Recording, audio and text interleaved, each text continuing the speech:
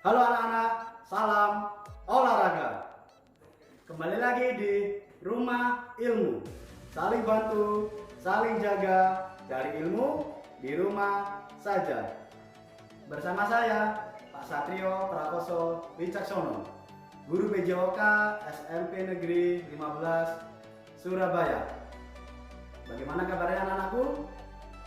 Ya, Pak Satrio berharap anak-anakku dalam kondisi sehat, selalu menjaga kesehatan dan semangat dalam belajar. Masa pandemi belum usai. Pak Satrio selalu mengingatkan kepada anak-anakku agar selalu mematuhi protokol kesehatan. Apa saja itu? Masih ingat kan ya? Baik, yang pertama selalu memakai masker. Yang kedua, selalu mencuci tangan dengan sabun di air yang mengalir. Dan yang ketiga, selalu menjaga jarak ketika kalian melaksanakan aktivitas di luar rumah. Sebelum Pak Satrio melanjutkan memberikan materi pelajaran pada hari ini, dimohon untuk anak-anakku menyiapkan buku dan alat-alat tulis, karena sewaktu nanti Pak Satrio menjelaskan, memaparkan materi, anak-anakku dimohon untuk mencatat, karena di akhir segmen nanti Pak Satrio memberikan tugas kepada kalian. Kemudian tugas tersebut dikumpulkan kepada guru PJOK sekolah kalian masing-masing. Sudah disiapkan? Ya. Selanjutnya, sebelum Pak Satrio memulai materi pembelajaran pada hari ini, marilah kita berdoa menurut agama, kepercayaan, dan keyakinan kita masing-masing. Persiapan berdoa. Berdoa mulai.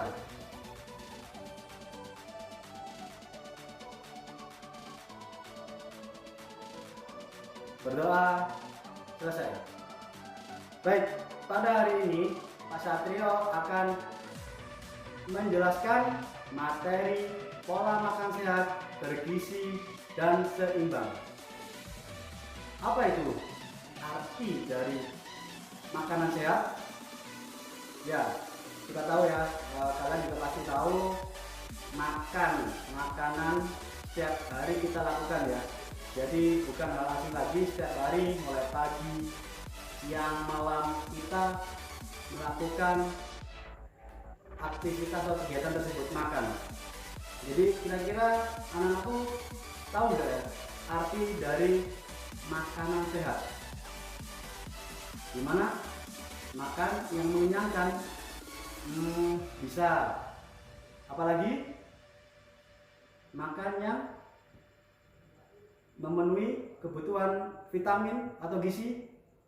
Baik, jadi begini ya, setiap hari kalian sudah melakukan makan. Jadi Pak Satrio juga melihat kegiatan kalian sehari-hari, makan mulai pagi, siang, malam. Jadi bukan berarti kita makan sembarangan ya, kita makan asal-asalan, artinya kita asal makan lalu kenyang dan selesai, tidak seperti itu. Atau biasanya makan mungkin nasinya banyak, terus juga sambal juga banyak, pedas, merasa kenyang, selesai, bukan gitu ya. Atau yang biasanya saya suka makan ini aja ya, atau saya nggak suka makan ini, saya nggak suka makan, atau ada yang nggak mau makan karena nggak ada yang mengingatkan.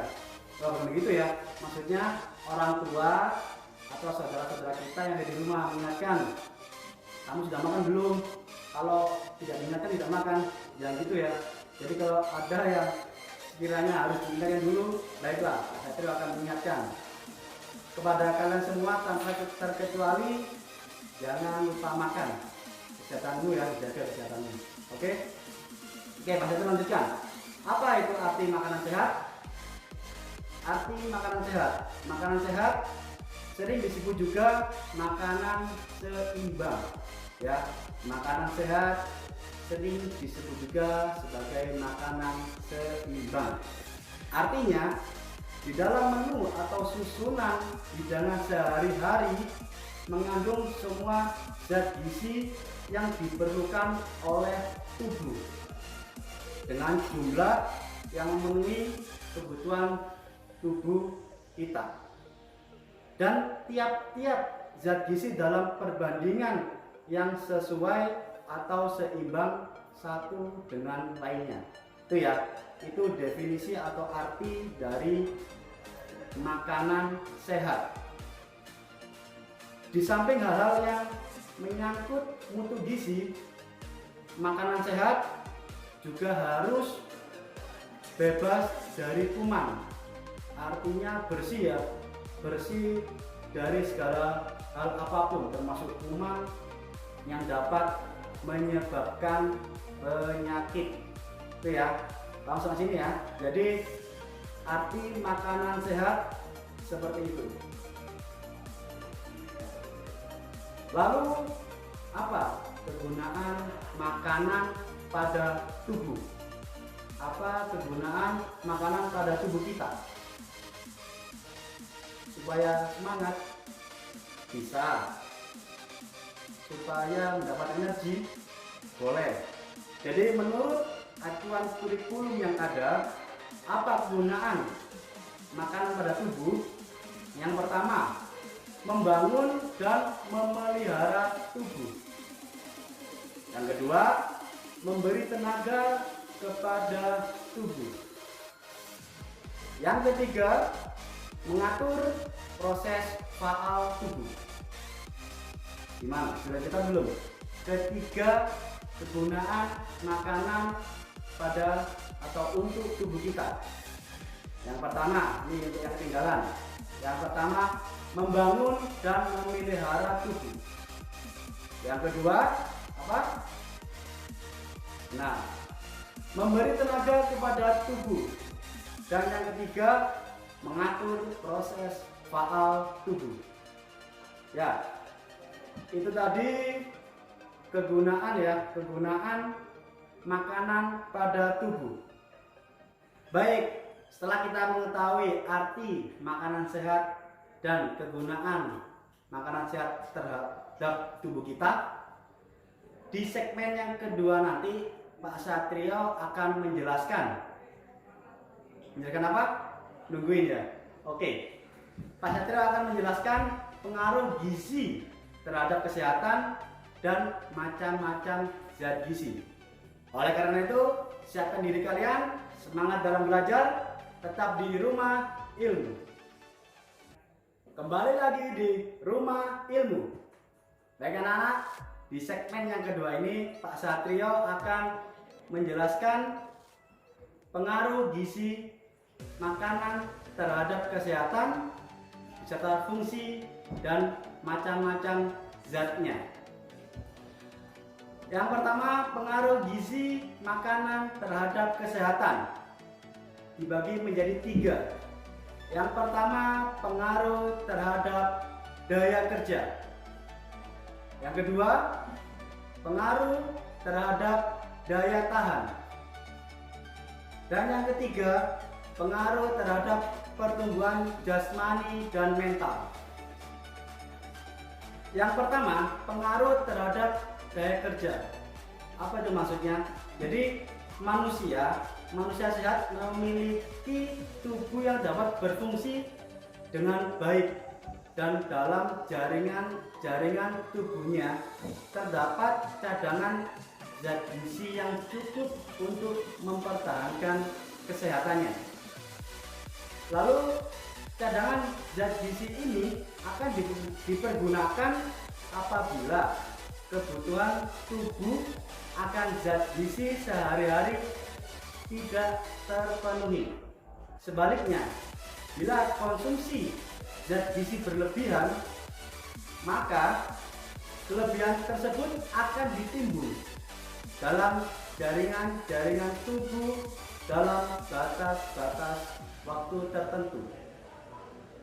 Apabila jaringan tubuh telah terlalu jenuh akan zat gizi tersebut, tidak dapat lagi ditampung dan akan mengganggu proses yang terjadi di dalam tubuh.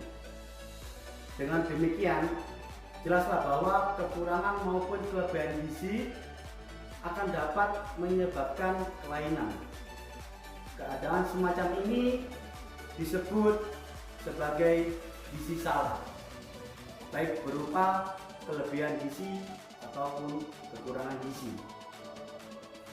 Yang kedua, pengaruh terhadap daya tahan. Kelainan gizi yang berat sering berakibat timbulnya suatu penyakit infeksi. Sebaliknya, penyakit infeksi akan mudah menyerang apabila dalam keadaan gizi kurang. Demikianlah akan terjadi sebab akibat yang akan timbul balik antara gizi kurang dan penyakit infeksi. Yang ketiga, pengaruh terhadap pertumbuhan jasmani dan mental. Gizi kurang yang timbul pada masa kanak-kanak selain akan menyebabkan gangguan pada pertumbuhan jasmani, juga akan menyebabkan gangguan perkembangan mental. Seseorang yang menderita gizi kurang pada masa kanak-kanak, setelah mencapai dewasa, tubuhnya tidak akan mencapai batas maksimal dalam perkembangannya. Meskipun dengan waktu yang telah ditentukan, ya, artinya sudah remaja dan akan menjadi dewasa, seperti itu. Lanjut kita ke fungsi zat gizi makanan. Sesuai dengan fungsinya, zat gizi dapat digolongkan menjadi tiga, antara lain sebagai berikut. Yang pertama ada zat tenaga, yang kedua zat pembangun, dan yang ketiga ada zat pengatur. Ingat-ingat ya, jadi fungsi zat gizi ini terbagi menjadi tiga. Yang pertama zat tenaga, yang kedua zat pembangun, dan yang ketiga zat pengatur. Nah, dari ketiga bagian ini, dari zat tenaga, zat pembangun, dan zat pengatur, bisa diklasifikasikan lagi. Jadi zat tenaga ada zat-zat yang ada di dalamnya. Artinya zat tenaga ini terdapat hidrat arang, lemak, protein. Saya terulangi, di zat tenaga terdapat zat hidrat arang, lemak, dan protein. Yang kedua, zat pembangun. Di dalam zat pembangun ini ada protein dan mineral. Tiga, zat pengatur. Di zat pengatur ini terdapat vitamin, mineral, protein, dan air. Jadi bisa dilihat anak-anakku catatannya, dari ketiga fungsi zat gizi makanan ini, dari zat tenaga, zat pembangun, dan zat pengatur, ada beberapa zat yang double, ya, artinya ada di zat tenaga, ada di zat pembangun, dan zat pengatur. Ya, jadi beberapa zat mempunyai banyak fungsi, seperti protein, ya. Protein terdapat di dalam zat tenaga, zat pembangun, dan zat pengatur. Pun sama dengan mineral.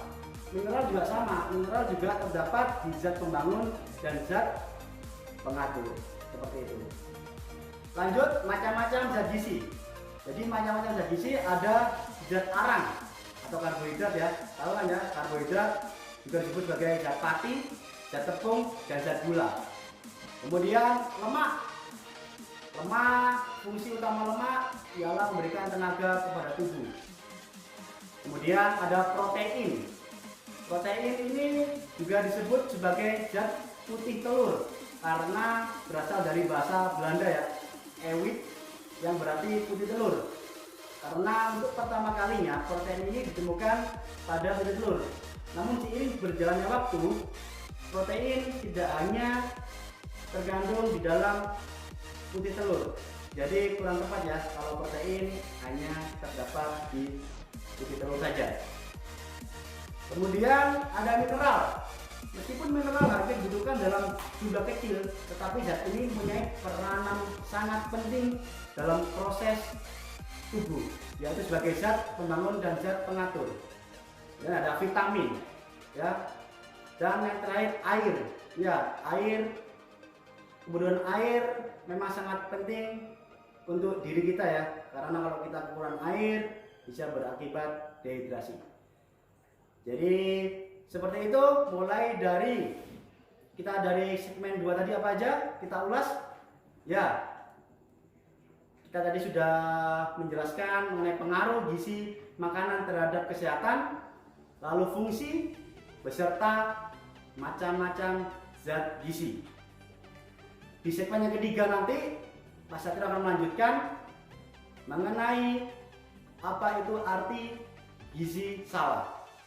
Ya, untuk itu persiapkan diri kalian dan jangan kemana-mana, tetap di Rumah Ilmu. Kembali lagi di Rumah Ilmu. Di segmen yang terakhir ini, Pak Satrio akan menjelaskan pengetahuan mengenai gizi salah, berikut kelainan-kelainan yang diakibatkan karena gizi yang salah, dan tugas yang akan kalian kerjakan. Baik, pengetahuan gizi salah.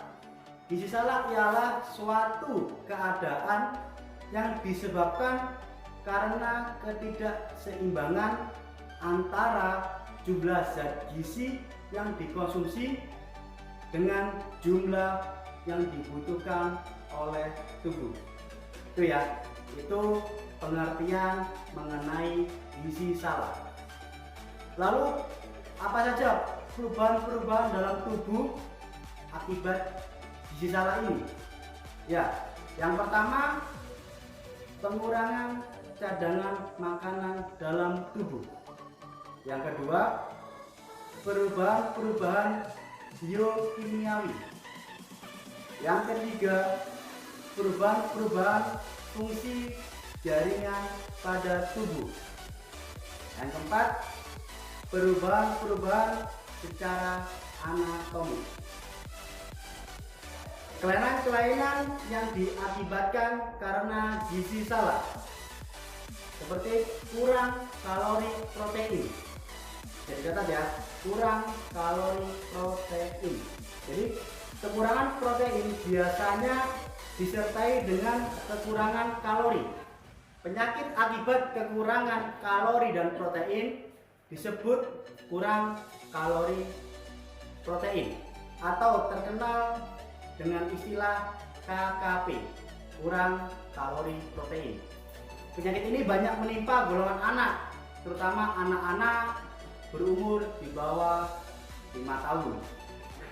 Pada tingkat berat, kita mengenal dua bentuk KKP, yaitu kwashiorkor dan marasmus.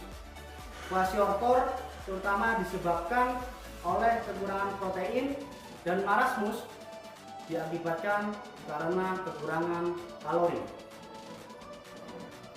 Tanda-tanda kwashiorkor dan marasmus. Untuk kwashiorkor, tanda-tanda yang khas ini ya, tanda-tanda khas untuk mengetahui atau mendeteksi kwashiorkor. Yang pertama, bengkak, terutama kaki dan tangan. Yang kedua, berat badan kurang bila dilihat dari segi usia atau umur ya. Lalu yang ketiga, muka sembab. 4, otot-ototnya kendur. Lalu bisa dideteksi dengan tanda-tanda yang biasa menyertai, seperti rambut tipis, pucat karena kurang darah,